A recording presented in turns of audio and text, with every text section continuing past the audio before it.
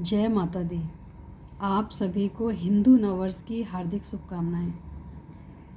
और जैसा कि सभी जानते हैं, ये जो मौसम होता है कुछ ना कुछ नया लेके आता है, तो ये सच में देखने को भी मिलता है। और अगर हम इसको समझें तो यही सच्चाई है कि ये जो हमारा नया वर्ष है अभी से आरंभ होता है। वो कैलेंडर वाले जब हमारा नया वर्ष हम जब मनाते हैं उसमें कुछ भी बदलाव नहीं होता है। सर्दी का टाइम तो सर्दी ही होती है, और भी अगर कुछ देखा जाए तो उसमें भी बदलाव नहीं होता है।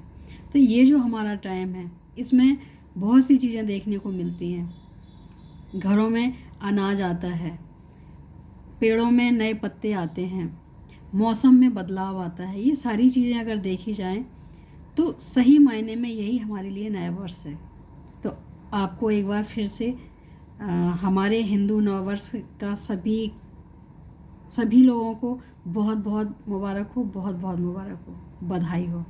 और आज हम माता रानी का दिन जो शुरू हो रहा है उसके लिए हम कुछ सच्ची घटना के साथ आपसे बात करना चाहेंगे। शायद माता रानी ये चाहती हैं कि हम ये बात आप तक पहुंचाएं, क्योंकि अभी तक मैंने आपको नहीं बताई है। और मेरा बताने का मतलब ये बिल्कुल भी नहीं है कि हम किसी बात को हाईलाइट कर रहे हैं, बल्कि इस बात का बताने का सिर्फ एक ही मतलब है कि अपनी माता पे अगर भरोसा है, अगर अपनी माता पे विश्वास है, तो वो हर असंभव कार्य संभव हो जाते हैं जो हम सोच भी नहीं सकते हैं कभी। तो ऐसी ही एक घटना के साथ, जो सच्ची घटना है, आज से 5 साल पुरानी घटना है, ज़्यादा समय भी नहीं हुआ है, और जो कि हमारे साथ ही घटित हुआ है। अगर कहीं सुनी बातें होती तो शायद ही हम भी थोड़ा सा उसको मानते कि ऐसा नहीं हो सकता है। लेकिन जितना रात को चंद्रमा और दिन को सूर्य निकलता है, ये इस बात में जितनी सच्चाई है, तो उस जो बताने जा रहे हैं उस बात में भी उतनी ही सच्चाई है। तो ध्यान से सुने और अपने विश्वास को डिगने ना दें। अगर मन में विश्वास है तो कोई ना कोई रूप लेके ईश्वर आपकी मदद ज़रूर करता है। जैसा कि मैंने पहले भी कहा है कि हमारी इष्ट रही है हमारी माता रानी। बचपन से जब हमें पता भी नहीं था कि प्रेम क्या होता है, पूजा क्या होती है, तब भी हम हर समय अपनी माता रानी का ही नाम लिया करते थे। सोने से पहले, जागने के बाद हम अपनी माता रानी का ही दर्शन किया करते थे। हमारी श्रद्धा बचपन से ही रही है, तो शायद कहीं ना कहीं उसको भी श्रेय जाता है। हमारी माता, जो हमारी माता जी थी, उन्होंने हमारा जो विश्वास बहुत ज़्यादा बढ़ाया, उनका भी बहुत श्रेय रहा है हमारे जीवन में। तो कहीं ना कहीं हमारे विश्वास की जीत होती है।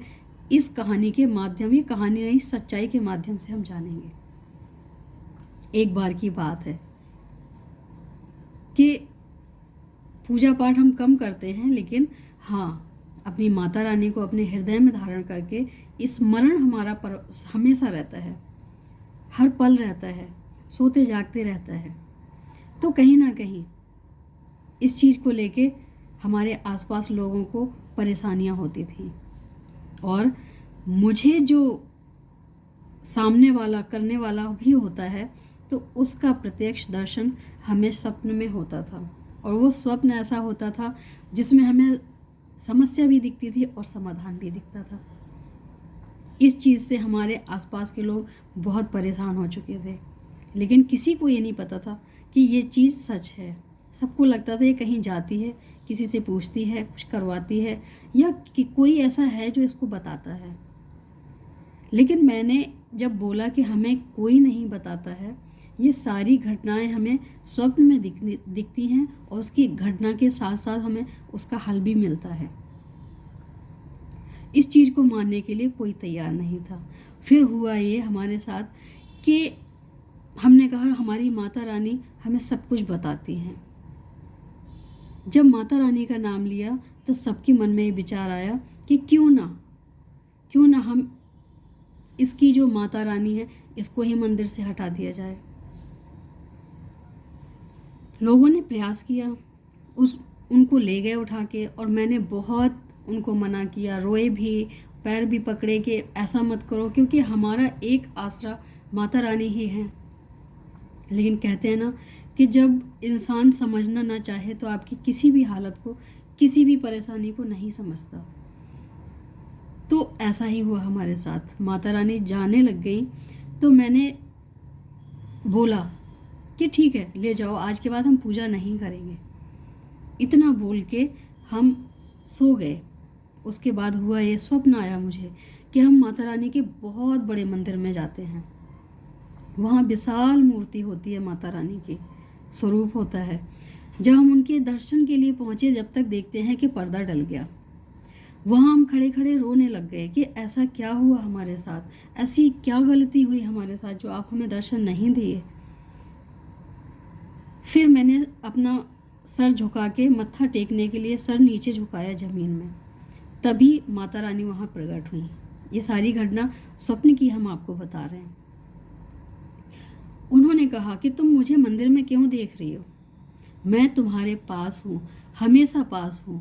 मंदिर में मूर्तियाँ हुआ करती हैं, लेकिन प्रेम से जो पुकारता है मैं तो वही हूँ। मानो उन्होंने हमें एक संकेत दिया कि तुम जहाँ ढूंढ रही हो, तुम जहाँ तलाश कर रही हो मूर्तियों में, मैं वहाँ नहीं हूँ, मैं हमेशा तुम्हारे साथ हूँ।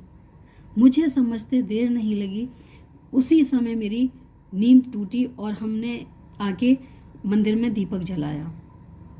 शाम को पूजा करते हुए जब देखा लोगों ने, तो पूछा कि तुमने तो कसम खाई थी कि मैं पूजा नहीं करूँगी, फिर ऐसा क्या हुआ।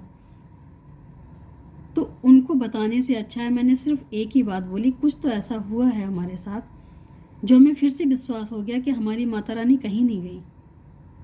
आप यकीन नहीं मानेंगे, जो लेके गए थे वो वाली तो हमारी माता रानी नहीं लाए, लेकिन दूसरी माता रानी को ला के रखा।